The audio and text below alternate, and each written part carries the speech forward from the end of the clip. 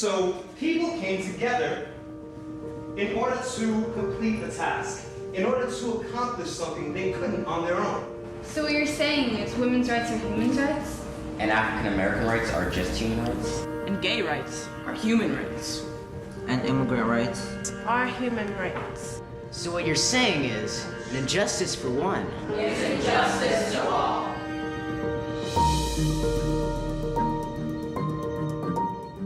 So we've been looking a lot at the news lately, and there've been like terrible things.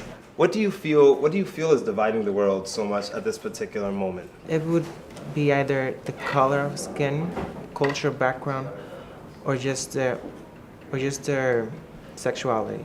I feel like America in general should work within their own country first and fix their own country before they go to another country to chastise them and be like, oh, what you're doing is wrong. A big thing is fear, like fear of change and fear of other opinions or the unknown or differences between people. I went to elementary school on Long Island, and then I moved for middle school into Brooklyn. In elementary school, there was a lot of different people, but we didn't really acknowledge our differences. But in middle school, like, there's still so many different kinds of people, but now we kind of talk about, you know, how we're all special or we're all different. We're definitely a diverse school, we're definitely an integrated school, but I think more importantly, we're an anti-racist school, because it's one thing to have a lot of different people in one space, and it's another thing to fight that justice applies to them all equally. So I think that is a huge part of what the school does. When I remember when I went to school, there was majority was Black and Latino students, a few Asian, and then I can count how many white kids there were with my hand. I know that when I look at my students and they have, you know, white friends and Black friends and Spanish friends, their conversations are very different from how we used to have conversations. It was definitely a change. I came from a public school in Philadelphia right before, and I was coming in there fresh-faced, senior, worst time to move ever. But overall, it was amazing. We were told about to look at issues differently, you know, just for example, look around the neighborhood, how things are changing. And then we were finally told what actually meant. It was gentrification. Because we want them to be so aware of what's going on in the community and around them, we give them a lot of what's out there. So in social studies, whether it is like Egypt or Rome or anything that we learn about before, we try and connect it back to today. We watched this documentary called 13, and it was about mass incarceration. The 13th Amendment made a loophole that caused many African Americans to get incarcerated, and because of that, their labor was used through many multi-millionaire companies. And there was just so many similarities between that and slavery. There might not be one specific moment where I was like, my mind was blown, but I think it's like a collective of everything I've been taught. It's important to let them get inspired by it, because that's what makes it not just them learning, but them wanting to act on it and use their knowledge to change things.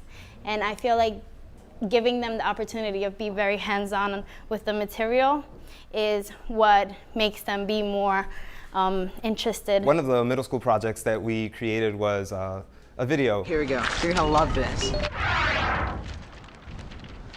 Birds flying high, you know how I feel.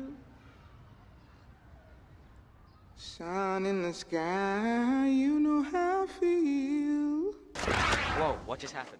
This figure, Dan, comes out of nowhere, and he drags the leaders of these groups back through history, and they see the Underground Railroad, and they see how all kinds of people of all different races worked together to successfully get people from the South into. A lot of times people are treated differently because of their race or gender, and if we don't really talk about that, then we can't change anything. Why is it important that we step out our comfort zone? That we suddenly step into someone's world? In the real world, Not everyone's gonna agree with each other. Not everyone's gonna have the same thoughts. Not everybody's gonna see the world the same way. So coming to an understanding where you can accept differences. I didn't know what discrimination was like, and I wouldn't have learned it if I didn't go there and teachers openly talked about what it means. And they didn't only point it out, they showed how to fight for it. You know, I remember I didn't even know what protesting was like until I went to protest. You know, I went to marches and marches for Eric Garner. The school is very, very involved in activism. We teach a lot of the students not just about justice, but how to seek justice, how to go out and do something about injustices in the world.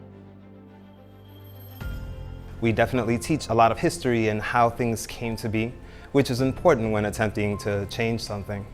We believe deeply that racism isn't just a thing it's not a thing in people, like the environment that we live in. There's a lot of institutionalized racism, and so we teach them how to change that. And in teaching them to push against that, they themselves change. I guess I didn't really know as much about other people, and I didn't really know how my actions affect others, and I didn't really pay attention to that, but the school kind of really opened my eyes to that.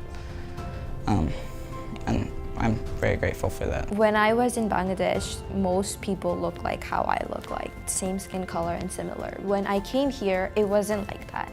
People were black, people were Latinos, they had different backgrounds. My parents were afraid that I won't be able to fit in. But my best friend, she is half Italian, half Puerto Rican. You know, and Park Slope taught me that. Park Slope taught me diversity. Park Slope taught me that when things are different and colorful, that makes it unique, and that's what America is like. And I will always keep that in my mind. And sometimes we have to fight for people when they don't get justice.